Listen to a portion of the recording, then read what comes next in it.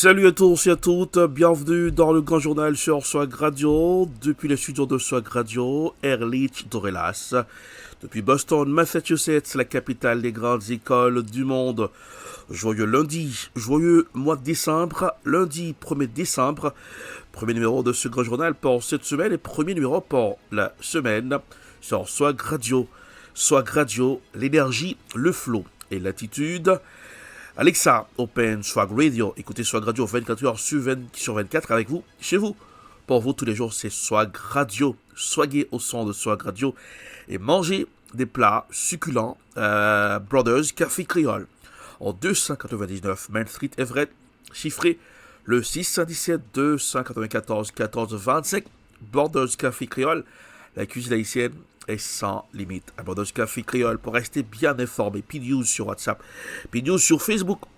Les infos à la vitesse de la lumière. P-News, votre référence en matière d'information. Swag Radio sur Facebook et sur YouTube. Swag Radio très bientôt dans les smartphones. Swag Radio arrive sur TikTok tout de suite. Voici les infos. Le leader de l'opposition plurielle, Jean-Tel Joseph, rassure la population à l'approche du 7 février.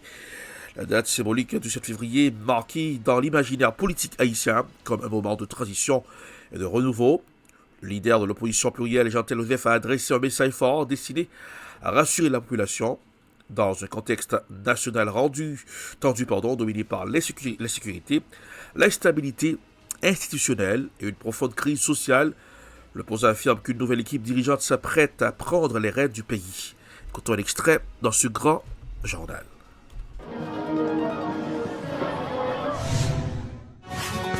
La était qui dans CPT la baille pression pour premier ministre voler l'argent bayo.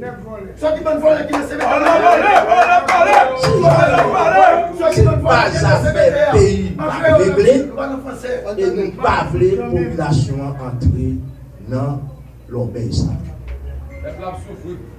Abdine. Question, mon abdi, c'est peut-être voulu changer pour les ministres. Que le gouvernement américain va venir. M'a démontré que c'est menti.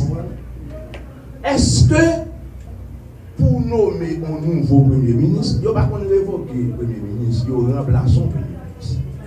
Est-ce que pour nommer un premier ministre, mon CPT a besoin de signature ambassadeur américain? Jamais. Est-ce qu'il y a besoin de signature ambassadeur américain?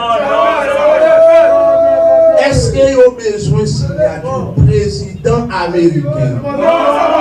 Est-ce qu'il y a besoin de signature ambassadeur Canada? Est-ce qu'il y a besoin de signature premier ministre Canada? Sous qui base, ou a dit que vous voulez révoquer, blanc parler ou révoquer. C'est diversion. Nous-mêmes, je tiens à nous comprendre.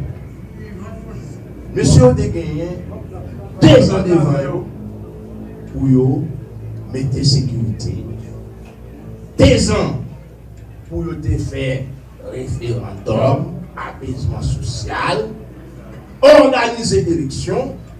Nous irons à Tigouave dans ce grand journal. Des habitants ont investi le macadam à Tigouave pour scander des propos en faveur du commissaire du gouvernement Ernst Muscadin. Les habitants appellent à diviser si l'insécurité persiste. La montée fulgurante de l'insécurité en Haïti continue d'alimenter la colère et le désespoir de nombreuses communautés à Tigouave. La population en particulier, les jeunes sont descendus dans les rues pour exprimer son exaspération à la situation et pour lancer un message fort aux autorités nationales ainsi qu'à la communauté internationale. Écoutons un extrait dans ce grand journal. Bon, comme toujours dit, nous avons cause. Cause en valeur que Jean-Ernest Muscadet, si nous avons dormi, ça veut dire pile pour nous. Mais ça veut dire que nous ne pouvons pas penser à l'autre monde qui est dans le territoire perdu et qui n'a pas dormi. Mais si nous aimons bien, et c'est Muscadet qui est capable de faire dormir bien, nous sommes obligés de réfléchir à ce territoire perdu. Donc Muscadet, c'est la cause nationale. Nous ne pouvons pas embrasser Muscadet en tant qu'une personne, mais nous embrasser Muscadet en tant que la cause des causes. Comme nous, pendant 3 ans, qui dit qu'il reste l'Ouest, ça c'est cimetière pour bandits. Et jusqu'à présent, responsabilité cimetière pour bandits. Et tout le monde qui n'est pas d'accord, ça comme logique, ou dans gang, ou dans bandit, ou souvent des bandits. Et nous disons Muscadet en tant que cause des causes, et nous-mêmes nous embrassons en tant que cause. Et nous embrassons en tant que cause, et nous envoyons ces partis, nous envoyons tout le monde qui nous territoire perdu, nous avons Muscadet en bas autour. Nous avons nous-mêmes, j'en sais avec Muscadet. Oui, nous avons dit Muscadet va le livrer, tout le territoire perdu, Muscadet va le livrer, tout le monde net. Muscadet mbese, c'est là que nous avons Muscadet mbese. Si on est des pays, Muscadet a posé des milliards pour nous d'accord. Qui est changer on là, même c'est Muscadet mbese. Parce que même si on est dans l'ouest, ça m'a dit, parce que à la journée, là, nous avons 3 pour payer ça. Chaque côté me passe, je peux me dehors. Même mettre Muscadet, c'est pour venir choisir, faire encore sur mon propre presse, pour me mettre à nous avons Muscadet. Parce que nous sommes trop, il y a du temps pour générer sur trop. J'ai appelé mourir sans raison. Muscadet nous besoin. Muscadet nous besoin. Nous avons dit notre président comme Muscadet. On nous marche avant. Qui va dans la ville? Nous avons famille qui est mettre dehors, pour caillou. Nous avons Mariani, qui est dehors, pour caillou. Sans logique. Puis j'ai appelé mourir. Puis on a appelé mourir. Depuis que M. Muscadet, 26 voix, descend à droite, laisse ça au lèvre, descend pour Muscadet non mais. Ok? Muscadet met pied à la tête et je me suis sorti avec photo leader.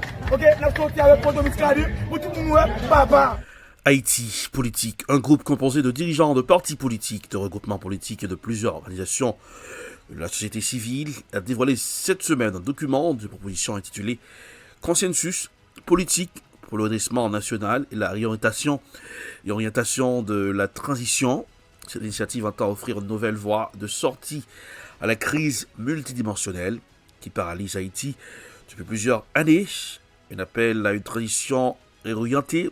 Dans ce document, la signataire affirme qu'Haïti se trouve à un moment critique, nécessitant une refondation profonde des institutions, une restauration de l'autorité de l'État et une transition clairement encadrée.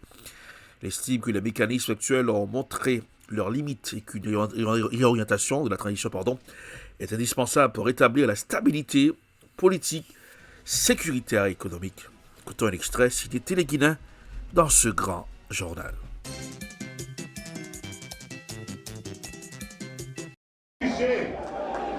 Déjà, l'a installé Comité national de suivi et de contrôle de la transition qui a gagné 9 membres, même jour avec le président qui va installer et comité ça a pris fonction même jour avec président ou présidente qui a installé dans le palais national.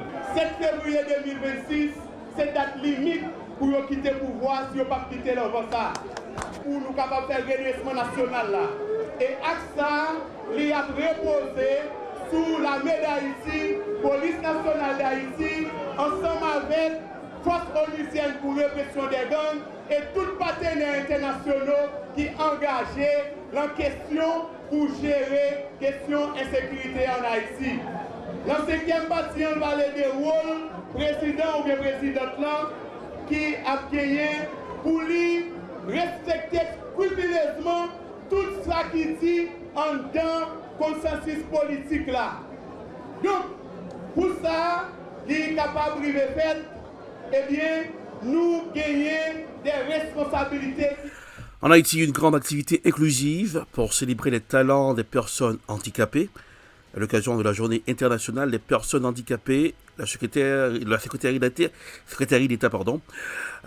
l'intégration des personnes handicapées, SEIPH, a organisé une vaste activité inclusive destinée à mettre en lumière les talents, les capacités et la créativité des personnes vivant avec un handicap.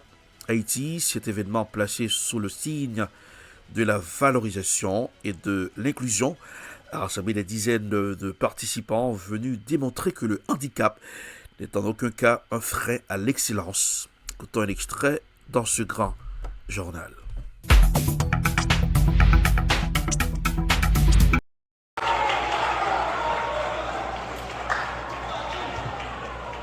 L'autre bagage de déception, tout le monde qui a autorité et de grandeur. qui dans l'Assemblée, tout dirigeant, organisation qui l'a eu, tout l'autre monde qui peut appuyer pour rencontre jeudi, messieurs, dames, la pression, tout le monde qui vit avec handicap et qui fait un gros déplacement jeudi, bonjour tout le monde. Mais bien content matin pour nous capables ensemble. Un jour, on a dit quelques jours avant, on va nous arriver le 3 décembre. Donc Haïti, les parmi les pays qui ont signé pour l'État capable de prendre des mesures qui répondent à besoin monde qui vivent à handicap. Je dis en Haïti, Parlons entrepreneuriat, première édition du forum annuel Pensée-Preneuriat.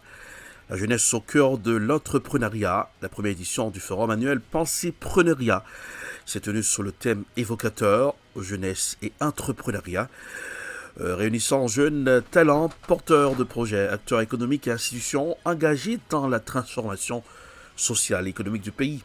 Cet événement, présenté comme un nouveau rendez-vous majeur de l'innovation, ambitionne de stimuler l'esprit entrepreneurial chez les jeunes tout en créant un espace d'échange, de formation et d'inspiration. Écoutons un extrait dans ce grand journal. Cet événement ne saurait être possible sans l'aimable intervention de nos sponsors et partenaires que nous tenons à remercier. Amica, notre sponsor officiel, et Kinam Hotel. Et nos partenaires, Entretien 2000, Bange Média, Hooligan, Taxi Pam, Slay Service, La Ruche Magazine, Journal La Ruche, Mr. Darwinson, Navari Bio, Alpha, ZAP, Smart Lab. Je vous demande de les applaudir, s'il vous plaît. On ne saurait commencer, ou on ne devrait pas commencer, sans avoir entendu le discours d'ouverture du président-directeur général de Pensée-Preneuriat. Mesdames et messieurs, sous vos applaudissements, Caleb Vernilius pour son discours.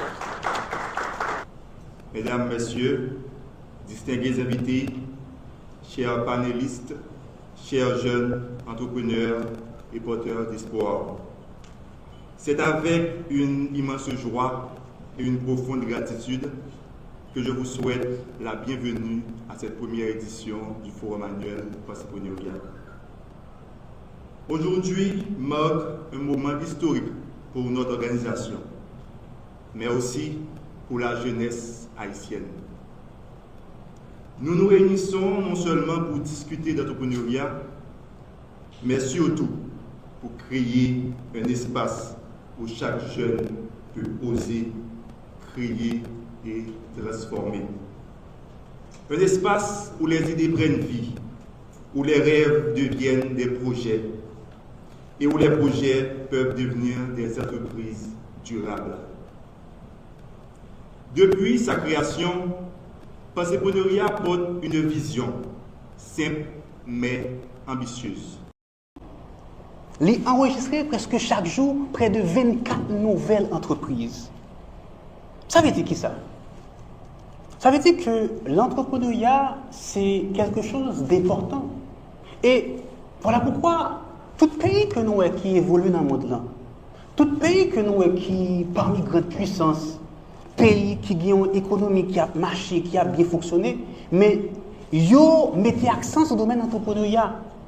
Yo investi dans le domaine entrepreneuriat. Yo encadré le domaine entrepreneuriat. Donc voilà pourquoi nous-mêmes en Haïti, l'important pour ne pas garder.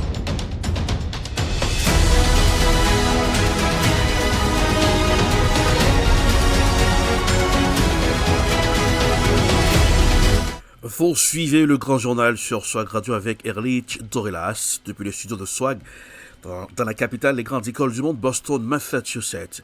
Alexa, open Swag Radio.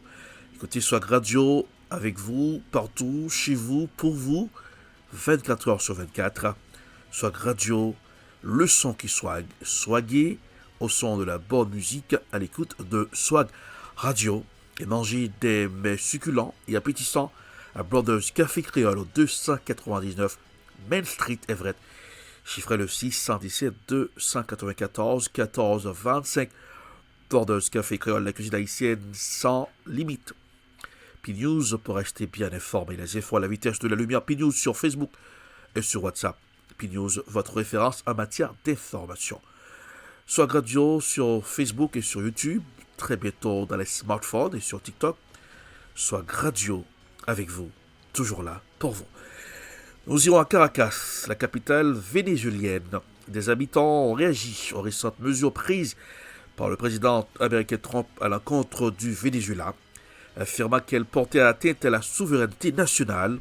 Écoutons un extrait dans ce grand journal. Eh bien, écoutez, c'est complètement fou. Je pense qu'il ne peut pas vraiment faire ça à cause de toutes les mesures politiques et réglementations qui existent. Mais s'il le faisait vraiment, je ne sais pas, je ne saurais pas quoi faire à ce moment-là. Je trouve ça complètement arbitraire. Je ne pense pas que les États-Unis puissent contrôler le monde entier et dire à tout le monde « ne prenez pas l'avion pour le Venezuela pour telle et telle raison ». Mais ces choses continuent de se produire et les gens continuent de les accepter. Eh bien, c'est même préjudiciable, car une grande partie de nos approvisionnements proviennent de l'étranger, beaucoup sont importés. Nous sommes donc touchés non seulement sur le plan politique, mais aussi sur le plan économique. À bien des égards, cela pourrait nous nuire. Écoutez, c'est la dernière chose qui pourrait nous arriver, mais cela devient de plus en plus fréquent. On ne respecte plus la souveraineté d'aucun pays, et cela va plonger l'Amérique latine dans une crise, car un envahisseur arrive, et c'est ce que Trump a en tête. Je ne sais pas ce qu'il a d'autre en réserve. Il s'agit d'un abus, c'est un abus de pouvoir. Juste parce que vous vous considérez comme une puissance mondiale, vous allez fermer l'espace aérien de quelqu'un ? Écoutez, nous avons déjà un blocus naval, et maintenant un blocus aérien. Imaginez l'ampleur de cette situation. Eh bien, parlons de la paix en Ukraine. Pour parler entre responsables américains et ukrainiens, des progrès selon Marco Rubio, selon le secrétaire d'État américain. L'objectif de la rencontre était de mettre fin à une guerre d'une manière qui crée un mécanisme, une voie à suivre qui permettront aux Ukrainiens d'être indépendants et souverains. Le reportage est signé Euronews. Plusieurs hauts responsables de l'administration Trump ont rencontré des négociateurs ukrainiens en Floride ce dimanche pour discuter d'un accord de paix avec la Russie. Des négociations basées sur la proposition américaine présentée le 20 novembre dernier et dont les 28 points ont fait polémique en raison des nombreuses concessions accordées au Kremlin. Parmi elles, la cession de plusieurs régions ukrainiennes à Moscou, le retrait de la candidature de Kiev à l'OTAN ou encore le rétrécissement de l'armée ukrainienne. Selon les médias locaux, les diplomates ont discuté de la tenue d'élections et de la possibilité d'échanger des territoires, mais aucun détail n'a été fourni pour le moment. Le chef du Conseil de sécurité ukrainien, Roustem Umerov, a qualifié ces discussions de progrès substantiels et déclaré que les négociateurs s'efforçaient d'obtenir des garanties à long terme pour l'Ukraine. De son côté, le secrétaire d'État américain Marco Rubio a affirmé s'attendre à ce que des progrès soient accomplis en vue de la conclusion d'un accord de paix. Ces pourparlers avec les États-Unis interviennent à un moment critique pour l'Ukraine alors que son administration est confrontée à un scandale de corruption. Tandis que Volodymyr Zelensky est attendu ce lundi à Paris, l'émissaire de Donald Trump, Steve Witkoff, va partir pour Moscou afin de poursuivre les négociations avec la Russie.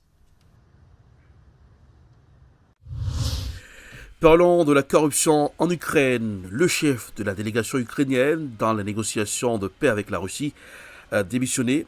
Andriy Yermak, chef de cabinet et proche conseiller du président Volodymyr Zelensky, est éclaboussé par un scandale de corruption dans le secteur énergétique. Elle était avec Lise Villeneuve, reporter de Radio-Canada. C'est une démission qui arrive à un bien mauvais moment, alors que l'Ukraine est sous pression pour accepter le plan de paix américain. Le bureau de la présidence ukrainienne va être réorganisé, dit Volodymyr Zelensky. Le chef de cabinet a présenté sa démission. Andriy Yermak, un des plus proches collaborateurs du président ukrainien, avait été nommé en 2020, 2 ans avant le début de la guerre.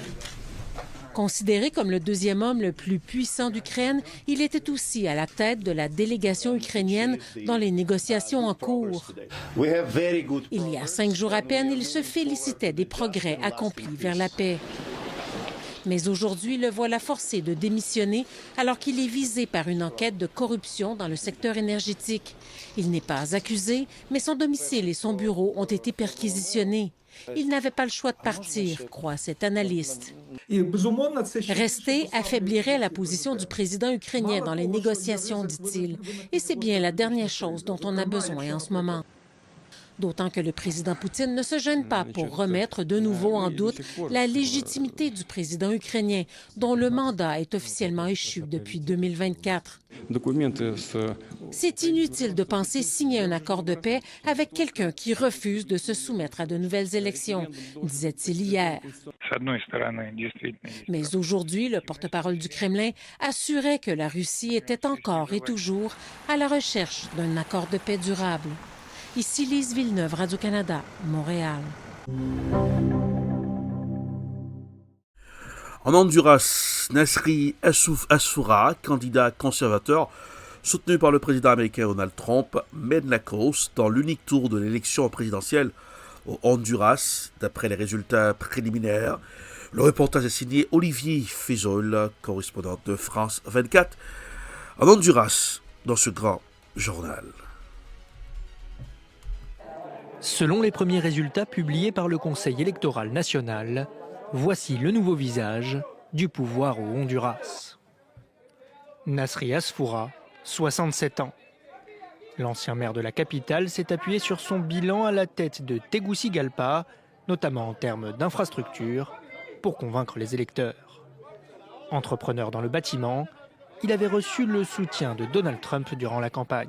C'est le plus grand pays du monde, le plus grand des présidents.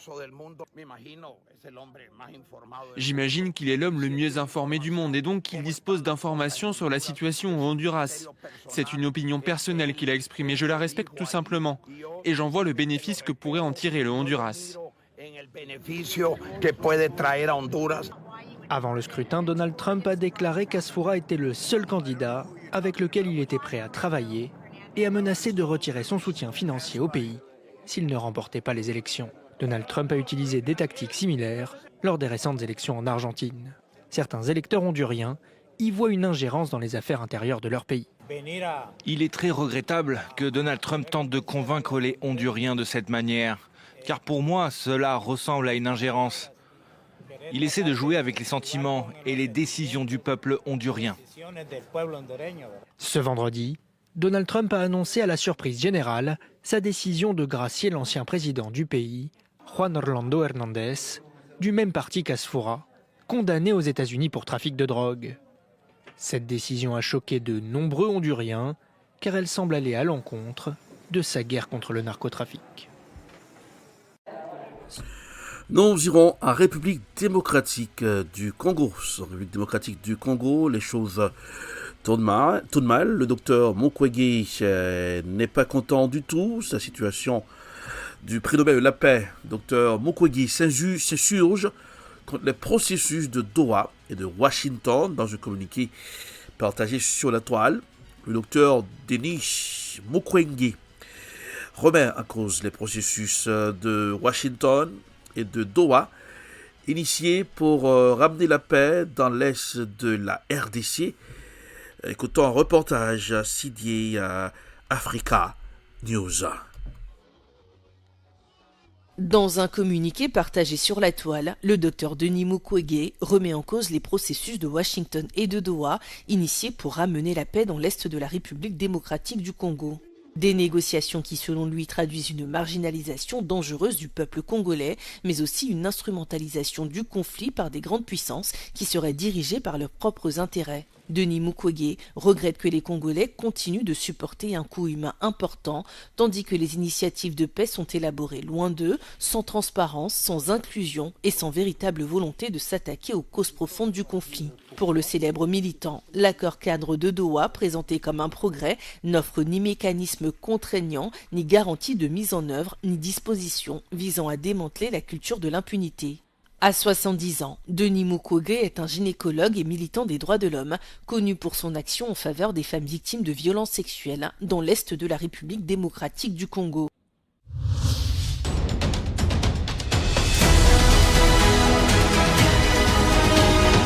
C'est la fin de ce grand journal pour ce lundi 1er décembre 2025, dernier mois de l'année. Voilà, oui, on approche la fin de l'année, le terminus de l'année.